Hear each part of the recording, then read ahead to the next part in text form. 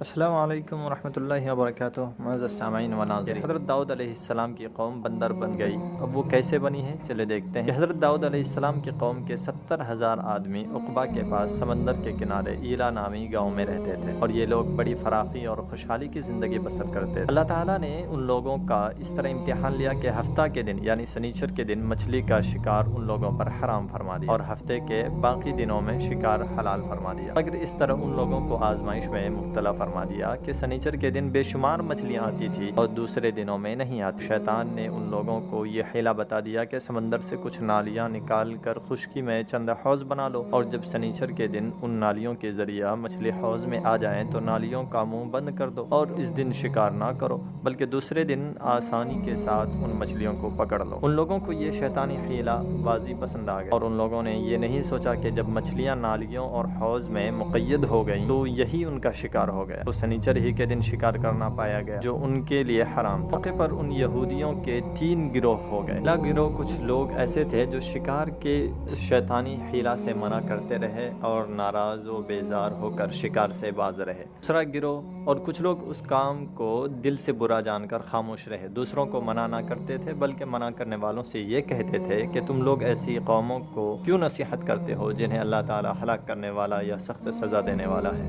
تیسرا وہ لوگ تھے جو کچھ سرکش و نافرمان لوگ تھے جنہوں نے حکم خداوندی کی اعلانیہ مخالفت کی اور شیطان کی حیلہ بازی کو مان کر سنیچر کے دن شکار کر لیا، ان مچھلیوں کو کھایا اور بیچا بھی۔ نافرمانوں نے منع کرنے کے باوجود شکار کر لیا تو منع کرنے والی جماعت نے کہا کہ اب ہم ان معصیت کاروں سے کوئی میل ملاپ نہ رکھیں گے، ہم ان گنہگاروں سے کوئی بھی تعلق نہیں رکھیں گے۔ چنانچہ ان لوگوں نے گاؤں کو تقسیم کر کے درمیان میں ایک دیوار بنا لی، آمد و رفت کا الگ دروازہ بھی بنا لیا۔ چنانچہ ان لوگوں کے نہ ماننے کے باوجود ان لوگوں کی ہٹ دھرمی کی وجہ سے حضرت داؤد علیہ السلام غضبناک ہو گئے۔ غضبناک ہونے کے بعد شکار کرنے والوں پر لعنت فرما دی۔ اس کا اثر یہ ہوا کہ ایک دن خطا کاروں میں سے کوئی باہر نہیں نکلا۔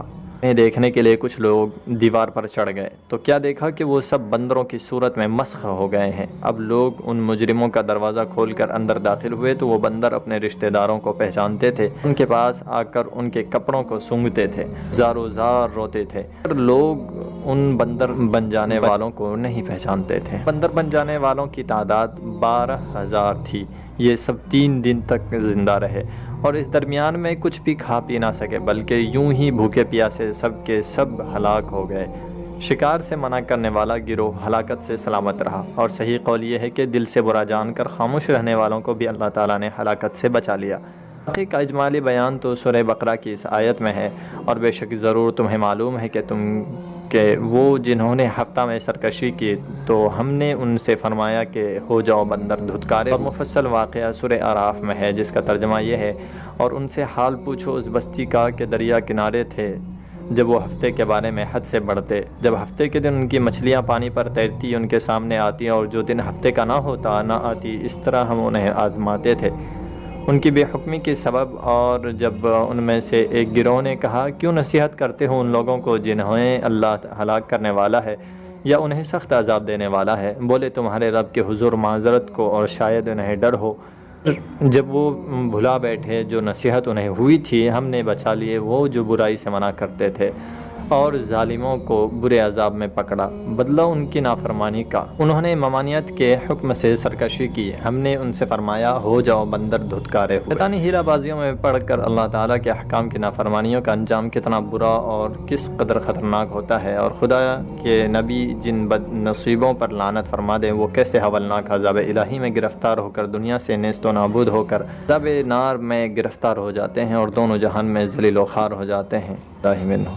اصحاب ایلا کے اس دل دہلا دینے والے واقعے میں ہر مسلمان کے لیے بڑی عبرتوں اور نصیحتوں کا سامان ہے۔ اس واقعہ سے مسلمانوں کے قلوب میں خوف خداوندی کی لہر پیدا ہو جائے اور وہ اللہ و رسول کی نافرمانیوں کی پگڈنڈیوں میں بھٹکنے سے منہ موڑ کر صراط مستقیم کی شاہراہ پر چل پڑے، دونوں جہانوں کی سربلندیوں سے سرفراز ہو کر اعزاز و اکرام کی سلطنت کے تاجدار بن جائے۔ واقعہ اور ایک بہت ہی دلچسپ واقعہ تھا، امید کرتا ہوں کہ آپ سب کو پسند آئے گا۔ اللہ تبارک و تعالی ہم سب کو زیادہ سے زیادہ عمل کی توفیق نصیب فرمائے، آمین۔ آج کے لیے بس اتنا ہی، پھر ملتے ہیں دوسرے ویڈیو میں، تب تک کے لیے اللہ حافظ، السلام علیکم۔